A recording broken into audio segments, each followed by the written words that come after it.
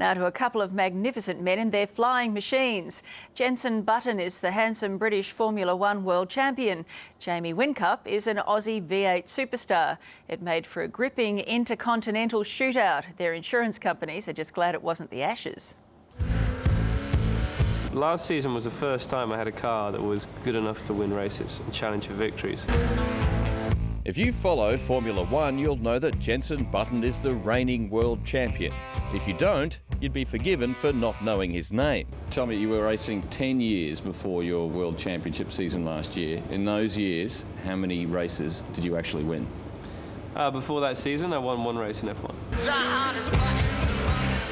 You see, before he put the Brawn team on the winner's podium last year, Button spent most of his 10-year career smelling the fumes of the cars in front.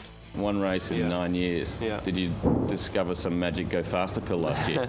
Well, it can be a frustrating sport to be racing in Formula One because it doesn't matter how good you are, if you don't have a competitive car, you're never going to win races. Well, I'm just thinking about the first time I drove an F1 car. Button is back in Melbourne where his 2009 World Championship blitz began.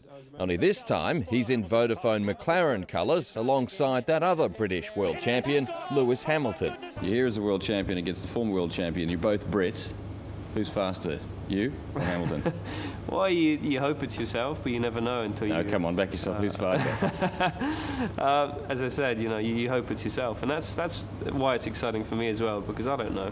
Lewis doesn't know. In a sport where the winner's skills are lauded as superhuman talent, this mild-mannered Englishman is quite upfront about something Mark Webber fans quietly mutter amongst themselves. How much of it is the car and how much is the driver? For me, it's a pointless question to answer because nobody knows. It's also a question Australian V8 supercar champion Jamie Whincup has asked. And today, the racing gods answered. The two drivers got to swap cars for the day.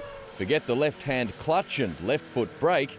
This is the first time Jamie Whincup has ever so much as sat in a Formula One car. I was completely blown away the first lap. I was so far behind the car. It was driving me. I was pretty much attending the steering wheel to start with. The racing boot on the other foot, Jenson Button must be one of the first people to describe a V8 supercar as slow. Not that you'd know it.